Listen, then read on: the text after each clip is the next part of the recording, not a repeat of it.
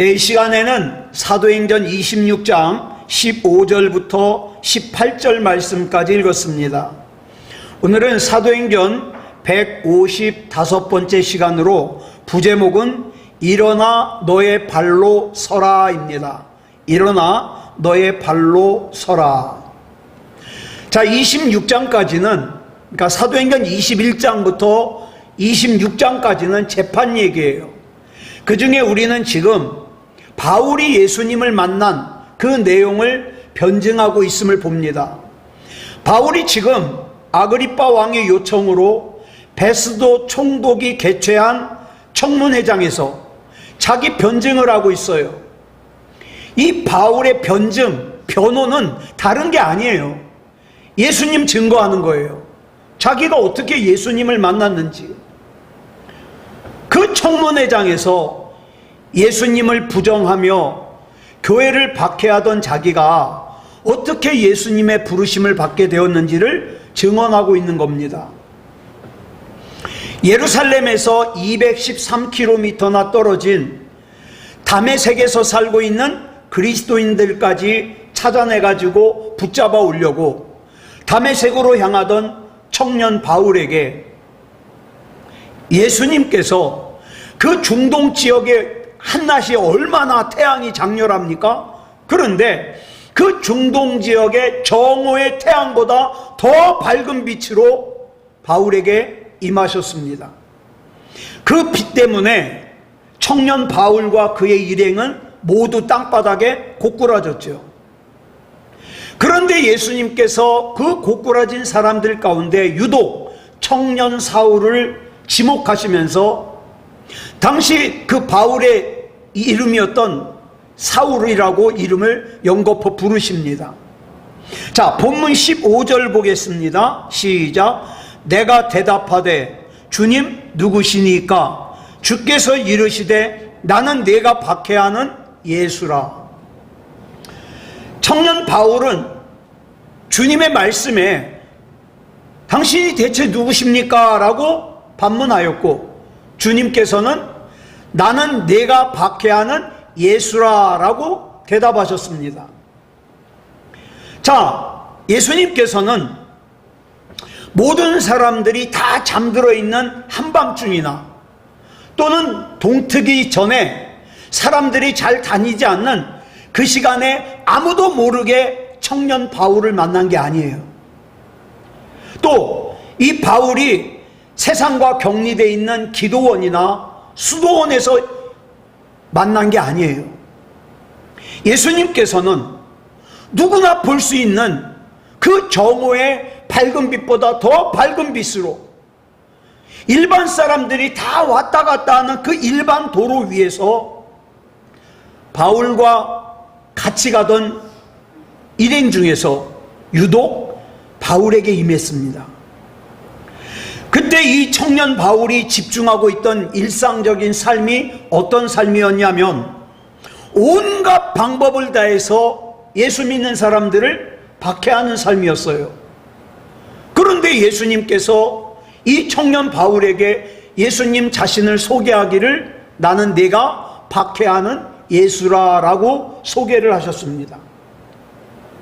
이 말은 청년 바울에게 굉장히 충격적인 말이죠. 자기가 그동안 그토록 메시아로 인정하지 않았던 나사렛 예수가 지금 예수가 나타난 것도 지금 놀란 건데, 근데 더 충격적인 건 뭔지 아십니까? 네가 나를 박해했다는 사실이에요. 여러분, 청년 바울이 예수님을 직접 박해한 적이 없어요. 만난 적이 없는걸요. 바울은요, 이 땅에 오셨던 예수님을 직접 만난 적도 없을 뿐만 아니라 예수님의 존재 자체를 부정해 왔잖아요. 그러니까 이 바울이 박해하는 대상은 단지 누구일 뿐이에요? 예수 믿는 사람들일 뿐이에요. 그런데 예수님이 뭐라 그래요? 나는 네가 박해하는 예수라. 이 말씀을 들었을 때 청년 바울이 뭘 깨달았느냐? 아하! 예수님을 구주로 영접하고 믿는 사람을 박해하는 일은 곧 그 사람들을 사랑하는 예수님을 박해하는 일이구나. 이걸 깨달은 거예요. 매우 충격적인 깨달음이죠. 놀라운 것은 그날 이후로 바울은 다시는 다른 사람을 해치는 일을 하지 않았다는 거예요. 예. 그래서 로마서 1장 14절에서 이런 얘기를 하죠. 이런 고백을 하죠. 시작. 헬라인이나 야만인이나 지혜 있는 자나 어리석은 자에게 다 내가 빚진 자라. 이렇게 고백했던 것처럼 바울은 일평생 동안 아직 복음을 듣지 못한 사람들에게 빚진 마음을 가지고 살았어요. 네. 바울이 온갖 고난을 당하고 시련을 당할 때마다 그 고난과 시련을 마다하지 않고 지중해 인근에 있는 세계를 갖다 돌아다니면서 복음을 전했고, 또 우리가 앞에서 살펴본 바와 같이 예루살렘에서 결박과 환란이 기다린다는 걸 알면서도 예루살렘으로 가기를 주저하지 않았던 것이 다 이 때문이에요. 중요한 사실은 바울은 자기를 불러주신 주님 앞에 응답하기 위해서 다른 사람을 갖다가 섬기는 일에 최선을 다했습니다. 가능하면 한 사람이라도 더 구원받게 하려고. 그랬을 때에 우리 주님께서 바울을 사랑과 생명으로 더 강하게 붙들어 주셨다는 사실이에요. 고린도후서 1장 5절을 보면 이렇게 말씀하고 있습니다. 시작. 그리스도의 고난이 우리에게 넘친 것 같이 우리가 받는 위로도 그리스도로 말미암아 넘치는도다. 바울이 온갖 고난을 무릅쓰고 복음을 전하면서 사람을 섬길수록 바울의 심령 속에는 뭐가 넘쳐요? 그 복음을 전하는 과정에서 당하는 시련과 고난 이상으로 하나님의 위로와 격려가 넘쳤다 이 말입니다. 당연하지 않습니까? 바울이 온갖 고난 속에서도 사람을 섬긴 것은 그 사람을 사랑하시는 주님을 섬기는 거잖아요. 그러니까 어찌 주님께서 당신의 사랑과 생명으로 붙들어 주시지 않겠습니까? 여러분, 사도행전 2장 15절에 보면 오순절날 성령이 임하시는 사건이 나오죠. 자, 근데 이때 성령이 임하신 시간이 몇 시라 그랬냐면 제3시라 그랬어요. 제3시면 오늘날 우리 시간으로 오전 9시예요. 오전 9시면 하루 일과가 시작되는 시간이잖아요. 자, 근데 그 시각에 주님께서 제자들에게 임하셨고 성령께서 제자들에게 임하셨습니다. 이 제자들이 어떤 제자들이에요? 로마 군인에게 붙들려가는 예수님을 버리고 도망칠 정도로 이기적인 제자들이에요. 그런데 이 제자들이 오순절 오전 9시에 성령이 충만하게 임하고 난 후부터는 어떻습니까? 복음을 전하며 사람들을 섬기는 인생을 살았어요. 예. 왜요? 이 제자들이 아는 거예요. 자신들이 복음을 들고 사람들을 섬기면 섬길수록 주님께서 주님의 생명과 사랑으로 자신을 더 굳게 붙들어 주실 걸 믿기 때문에. 이처럼 예수님의 제자들도 바울도 주님께서 그들에게 임하심과 동시에 제자들은 오순절 성령이 임하신 오전 9시에도, 바울은 다메섹으로 가던 길에 난 12시에도 어떻게 해요? 사람을 섬기는, 그 시간 이후로 사람을 섬기는 인생을 사는 거예요. 그러니까 내가 내 마음속에 조금이라도 이기적인 생각이 있다면 아직 멀었어요. 은혜 못 받은 거예요. 예? 내 안에 하나님이 주시는 생명과 사랑이 넘치려면 어떻습니까? 주님께 내가 받은 사랑으로 다른 사람들을 섬겨야 되는 거예요. 이렇게 주님께서 불러주시고 사람이 응답하고 또 주님께서 격려해 주시고 거기에 또 사람이 감사하고 이런 선순환이 계속 반복이 되는 거예요. 자, 본문 16절부터 18절까지 보겠습니다. 시작. 일어나 너의 발로 서라. 내가 내게 나타난 것은 곧 네가 나를 본 일과 장차 내가 내게 나타날 일에 너로 종과 증인을 삼으려 함이니 이스라엘과 이방인들에게서 내가 너를 구원하여 그들에게 보내어 그 눈을 뜨게 하여 어둠에서 빛으로 사탄의 권세에서 하나님께로 돌아오게 하고 죄 사함과 나를 믿어 거룩하게 된 무리 가운데서 기업을 얻게 하리라 하더이다. 자, 다메섹으로 가던 길에 그 예수님의 빛을 만나고 땅바닥에 고꾸라져 있는 청년 바울에게 예수님께서 제일 먼저 하신 말씀이 뭐냐? 일어나 너의 발로 서라예요. 이 말은 다시 말해서 일어나서 예전에 네가 하던 대로 교회를 박해하던 삶을 계속해서 살라는 뜻이 아니죠. 그 잘못된 삶에서 돌이켜서 죄와 욕망과 어둠과 죽음의 억압에 갇혀서 살면서 자기가 지금 죄와 욕망과 어둠과 죽음의 억압에 갇혀 살고 있는 것을 모르는, 지옥으로 달려가면서도 자기가 지옥으로 달려가고 있는 걸 모르는 불쌍한 사람들을 구해내는 예수님의 증인으로 살으라 이 말이에요. 예수님의 증인. 예수님을 부정하던 폭도였던 청년 바울이 어떻게 갑자기 그렇게 새로운 삶을 살 수가 있어요?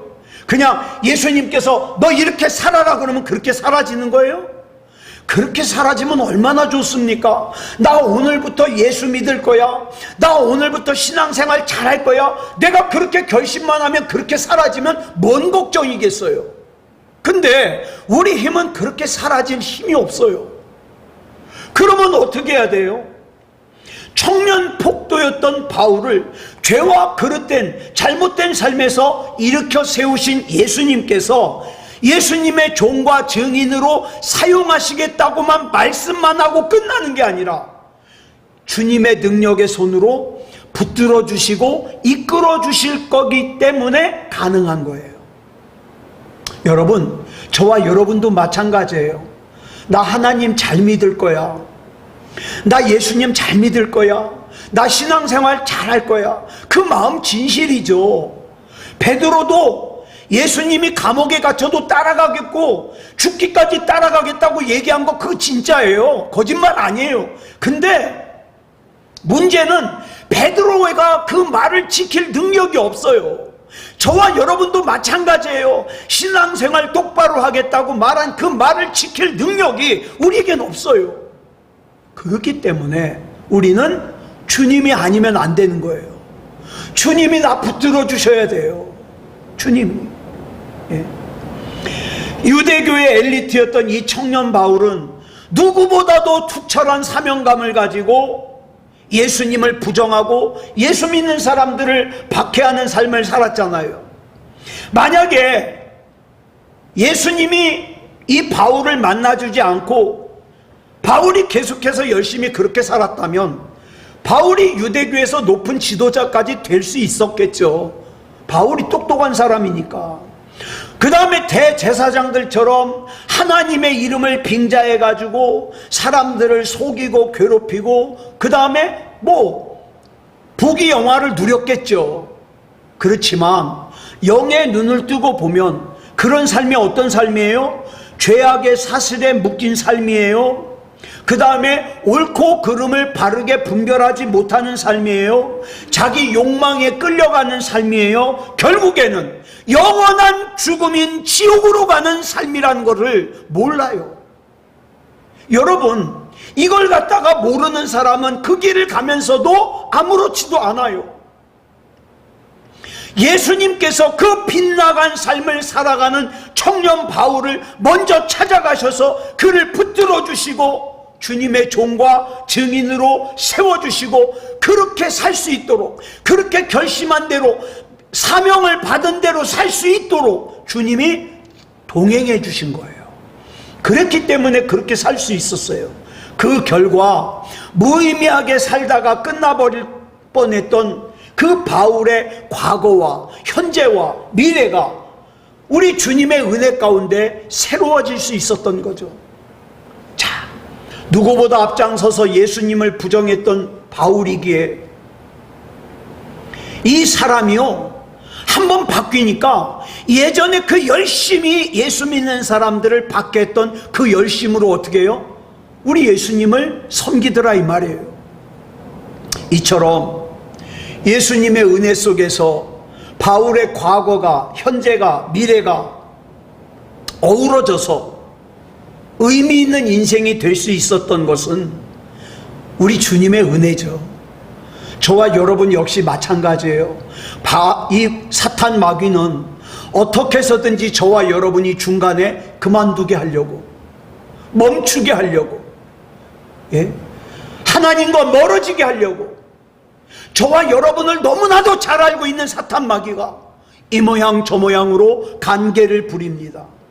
그렇기 때문에 저와 여러분이 날마다 우리 예수님과 동행하지 않으면 덧없이 허무하게 무너질 수가 있다 이 말이에요. 저는 신앙생활 잘하다가 덧없이 무너진 사람들 많이 봤어요. 자, 저와 여러분이 우리 예수님과 동행해야만 저와 여러분의 인생의 과거와 현재와 미래가 의미가 있어집니다. 자, 우리 본문 16절 다시 읽겠습니다. 시작. 일어나 너의 발로 서라. 내가 내게 나타난 것은 곧 내가 나를 본 일과 장차 내가 내게 나타날 일에 너로 종과 증인을 삼으려 함이니. 저는 이 말씀 참 좋아해요. 이 말씀을 보면 예수님께서 바울을 부르신 목적이 나와요. 그 목적이 뭐냐? 바울을 예수님의 종과 증인으로 삼으려고 부르셨다는 거예요. 여기서 종으로 번역된 헬라어가 뭐냐? 휘페레테스예요. 전에 설명 들었을 거예요. 여러분, 옛날에 배는요 이렇게 있으면 3층으로 되어 있습니다. 근데 맨 아래층에는요 계속 노젓는 사람들만 있어요. 이 사람들은 밖에가 보이지 않아요. 그냥 앞에서 북을 치는 사람이 오른쪽 노를 져라 그러면 오른쪽에 있는 사람들은 노를 젓는 거예요. 양쪽 다 전속력으로 져라 그러면 힘껏 젓는 거예요. 어디로 가는지 왜 가는지 몰라요. 여러분, 이 종이 누구냐? 바로 휘페레테스예요. 지금 예수님께서 바울을 이 휘페레테스로 부르셨다는 거예요. 휘페레테스로 부르셨다는 건 무슨 뜻이냐? 너에겐 결정권이 없어, 이 뜻이에요. 단지 앞에서 북을 치는 사람이 치는 그 북의 속도에 맞춰서 힘을 다해서 노를 젓는 것 뿐이에요.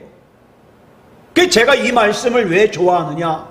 하나님, 지금 가고 있는 이 길이 성공될 길인지 실패될 길인지 그거 생각하지 않습니다. 저는 휘페레테스잖아요. 주님께서 가라 하면 가고 주님께서 서라 하면 서고 주님께서 인도하시는 대로 가는 것이니 이것이 좋은 길이든 이것이 힘든 길이든 성공하는 길이든 보잘것없는 길이든 그건 중요치 않습니다. 왜? 나는 휘페레테스니까. 그래서 제가 이 말씀을 좋아해요. 이 배가 어느 방향으로 가는지 어느 속도로 가는지 어디서 멈출 것인지는 누가 정합니까? 이 배의 선장이 정해요. 바울은 우리 주님 앞에 그런 휘페레테스로 부르심을 받았다는 거예요. 또 하나, 증인으로 부르심을 받았다 그랬어요. 이 증인이라고 번역된 헬라어 명사가 마르티스예요. 자, 이 단어에서 나온 단어가 뭐냐? 라틴어로 순교자를 뜻하는 마르티르예요. 이 무슨 뜻이냐? 증인은 어떤 사람이 증인이냐? 자기가 말하고 있는 증언에 대하여 목숨을 거는 사람이 증인이에요. 여러분 정말 하나님 살아계심을 믿습니까? 그러면 나는 그 일에 난 내 목숨을 걸어야 돼요. 왜? 내가 확실히 아니까. 거짓말하는 사람은 증인이 될 수가 없어요. 증인은요, 자기가 직접 보고 자기가 직접 듣고 자기가 확실하게 알고 있는 진실에 대하여 자기 생명을 거는 사람이 증인이에요. 자, 그러면 이 증인이 왜 중요하냐? 이 증인은 법에서 보호하거든요. 하나님께서 보호해요. 여러분, 바울은요, 자기가 본 것과 앞으로 보게 될 것을 증언하기 위해서 생명을 걸어야 되는 마르티스로 부름을 받았어요. 저와 여러분 마찬가지예요. 내가 지금 겪고 있는 이 일, 지금 내 생활 가운데, 내 삶 가운데 역사하시는 하나님의 일하심, 여러분 이 일하심을 우리가 증언해야 될 마르티스로 부르심을 받은 거예요. 바울은 이후 일평생 동안 예수님의 휘페레테스와 마르티스로 살았어요. 종과 증인으로 살았어요. 이렇게 청년 바울을 일으켜 세우신 예수님께서 본문 17절에서 이렇게 말씀하시죠. 같이 읽겠습니다. 시작. 이스라엘과 이방인들에게서 내가 너를 구원하여 그들에게 보내요. 여기서 이스라엘과 이방인들이라는 것은 세상 모든 사람들을 뜻해요. 예수님께서 이 세상의 모든 사람들 가운데서 유독 교회를 박해하는 바울을 먼저 구해주신 것은 바울 혼자 잘 먹고 잘 살다가 천국에 가라고 부르신 게 아니에요. 왜 부르셨다고요? 종과 증인으로 삼으시기 위해서. 여러분, 예수님께서 바울을 세상 사람들에게 당신의 종과 증인으로 보내시는 것은 목적이 있어요. 왜 보내는가? 저와 여러분을 보내시는 목적이 있어요. 저와 여러분을 가족에게 보내고, 저와 여러분을 친구들에게 보내고, 저와 여러분을 주변 사람들에게 보내는 목적이 있어요. 그 목적이 뭐냐? 18절에 나와요. 줄친 것만 무엇을 위해서 보내셨어요? 눈을 뜨게 하려고. 눈을 뜨게 하려고. 여러분 2000년 전 사도 바울 당시의 사람들이 모두 앞을 못 보는 맹인들이었습니까? 아니요. 그 사람들 다 앞에 봤어요. 육체의 눈은 봤어요. 근데 진짜 중요한 영의 눈을 못 봤어요. 그들은 어둠 속에 살면서도 자기가 어둠 속에 살고 있는지를 몰라요. 그들은 죄 가운데 살면서도 자기가 죄 가운데 산 걸 몰라요. 그들은 자기가 하나님으로부터 멀리 떨어져 있는데도 자기가 하나님으로부터 멀리 떨어져 있는 걸 몰라요. 자기가 사탄 마귀의 권세 아래 살고 있는데 자기가 사탄 마귀의 권세 아래 살고 있는 걸 몰라요. 여러분, 어둠에 갇힌 사람은 자기의 눈을 떠서 자기 자신을 보아야 자기가 어둠 속에 있다는 걸 알죠. 이런 거구나. 제가 유튜브에서 이 귀를 못 듣는 아기가 어떻게 보청기 같은 걸 껴주고 엄마가 아기를 불렀어요. 그랬더니 아기가 이렇게 하다가 이거 끼기 싫다고 막 이러다가 엄마가 자기 부르는 소리를 들으니 눈을 번쩍 떠요. 전 너무 그 모습이 은혜로운 거예요. 우리가 영의 눈을 떠서 하나님의 일하심을 보고 하나님의 은혜를 체험할 때 우리가 그런 표정 아니겠어요? 자, 그러면 예수님께서 세상 사람들의 눈을 뜨게 하신다는 말이 무슨 뜻인가? 그 의미를 구체적으로 바울에게 이렇게 설명해 주셔요. 줄친 것만 시작. 죄사함과 나를 믿어 거룩하게 된 무리 가운데서 기업을 얻게 하리라 하더이다. 세상 사람들로 하여금 예수님을 믿어 죄사함을 얻고 하나님의 거룩한 자녀들 가운데 속하게 해주시려는 것, 이게 예수님께서 세상 사람들의 눈을 뜨게 해주시는 이유예요. 예. 그저 세상에서 돈 잘 벌고 편안하게 살기 위해서 눈을 뜨게 해주는 게 아니라 죄사함을 얻어서 하나님의 거룩한 자녀가 되어서 저와 여러분을 위해서 준비해 놓으신 하나님의 나라에 들어가는 것, 그걸 위해서 부르셨다 이 말이에요. 그래서 예수님이 뭐라 그랬어요? 의인을 부르러 온 것이 아니라 죄인을 부르러 왔다 그러셨잖아요. 여러분, 인간의 죄값을 대신 치러주기 위해서 십자가의 제물로 죽으셨다가 3일 만에 다시 살아나신 예수님. 여러분, 우리가 영의 눈을 뜨면 이 예수님을 보는 눈이 달라져요. 이 예수님을 보면서 느끼는 감동이 달라져요. 빛이신 예수님 안에서 영의 눈을 뜨면 자기가 얼마나 그동안 어두운 감옥 가운데 갇혀 있었던가를 보게 돼요. 얼마나 내가 죄악에 추저분한 생활을 했던가를 보게 돼요. 진리신 예수님 안에서 눈을 뜨게 되면은 자기가 얼마나 고통스럽게 사탄 마귀의 종살이를 했는지를 깨닫게 돼요. 근데 이걸 모르면 다른 사람을 인도할 수 없잖아요. 예수님께서 누가복음 6장 39절에서 뭐라고 말씀하셨어요? 시작. 또 비유로 말씀하시되 맹인이 맹인을 인도할 수 있느냐? 둘이 다 구덩이에 빠지지 아니하겠느냐? 100번 오르신 말씀이에요. 맹인은 맹인을 인도할 수 없어요. 맹인을 인도하는 사람은 반드시 눈을 떠야 돼요. 여러분, 내 주변에 있는 죄를 죄로 알지 못하는, 지옥으로 달려가면서 자기가 지옥으로 달려가고 있다는 걸 모르는 사람들을 인도하려면 반드시 저와 여러분이 먼저 눈을 떠야 돼요. 그래야 끌어당길 수 있어요. 거기로 가면 안 돼. 끌어당길 수 있어요. 그래서 예수님이 먼저 바울의 눈을 뜨게 해주신 거예요. 다메섹으로 가는 길에 예수님의 빛 앞에 꼬꾸라진 바울에게 예수님께서 일어나 너의 발로 서라 말씀하셔서 바울이 서긴 했지만 방금 전까지만 해도 기세가 등등하게 다메섹에서 살고 있는 예수 믿는 사람들을 잡아오기 위해서 가던 이 바울이 지금은 다른 사람의 도움을 받지 않으면 갈 수가 없어요. 앞이 보이지 않아서.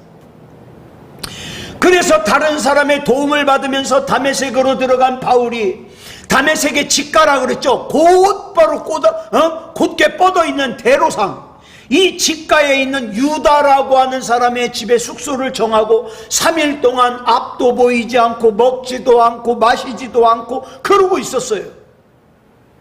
그런데 예수님께서 보내신 아나니아가 와서 그 바울의 머리에 손을 얹고 기도하자 보게 되었습니다. 먹게 되었습니다. 마실 수 있게 되었어요. 기운을 차리게 되었어요. 그런데 이 과정을 사도행전 9장 17절부터 19절에서 이렇게 기록하고 있어요. 시작. 아나니아가 떠나 그 집에 들어가서 그에게 안수하여 이르되 형제 사울아, 주 곧 네가 오는 길에서 나타나셨던 예수께서 나를 보내어 너로 다시 보게 하시고 성령으로 충만하게 하신다 하니 즉시 사울의 눈에서 비늘 같은 것이 벗어져 다시 보게 된지라. 일어나 세례를 받고 음식을 먹음에 강건하여지니라. 사울이 다메섹에 있는 제자들과 함께 며칠 있을세. 여기 보니까 아나니아가 바울에게 안수하는 순간 바울의 눈에서 뭐가 벗어졌어요? 비늘 같은 것이 벗어졌어요. 여러분, 무슨 뜻입니까? 그동안 자기가 잘났다고 예수 믿는 사람들을 박해하러 돌아다녔는데 정작 자기 눈에 비늘 같은 것이 덮여있는 걸 몰랐다 이 말이에요. 예? 여러분, 이 비늘 같은 것이 덮여있는 눈으로 뭘 봤겠습니까? 그런데 그런 눈을 가지고 자기는 율법을 잘한다고, 자기는 하나님을 잘 믿고 있다고, 자기는 믿음이 대단한 사람이라고 그러고 착각하고 살았어요. 지금도 마찬가지예요. 많은 사람들이 이 비늘이 덮인 눈으로 살고 있어요. 자기가 믿음이 좋다고 생각해요. 자기는 생명책에 이름이 분명히 기록되어 있을 거라고 생각해요. 구원받을 만한 믿음이라고 생각해요. 그러면서 어떻게 합니까? 다른 사람을 정죄합니다. 다른 사람을 비판합니다. 여러분, 그래서 바울이 예수님을 만나기 전에 양심의 꺼리낌 없이, 양심의 가책 없이 예수 믿는 사람들 박해하고 돌아다닐 수 있었던 거예요. 뭐 안 보이니까. 여러분, 아직도 마찬가지예요.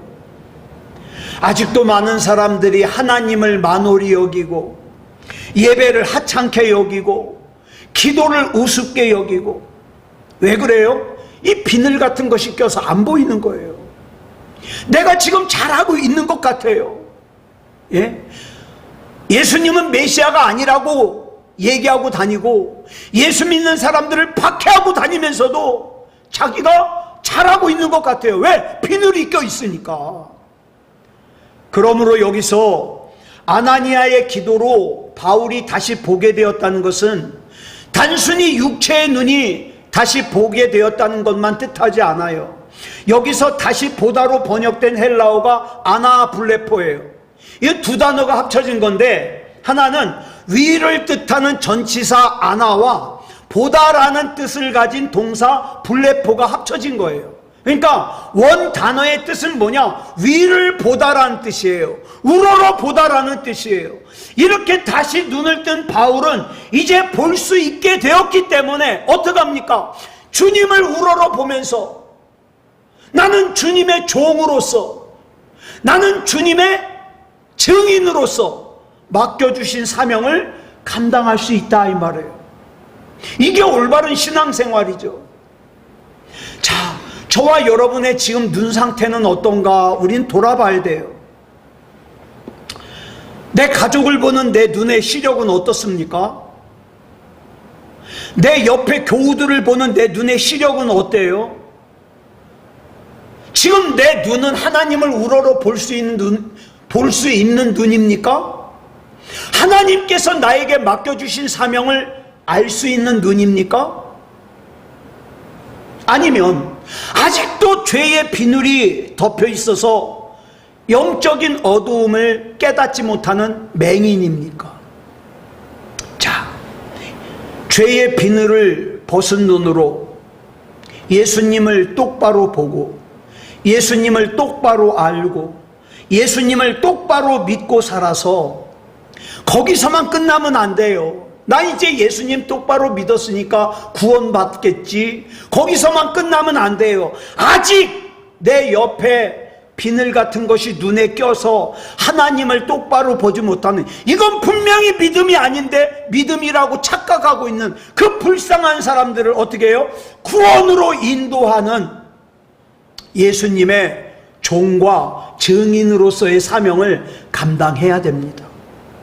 사랑하는 여러분, 그래서 저와 여러분이 세상 사는 동안에는 고단해요.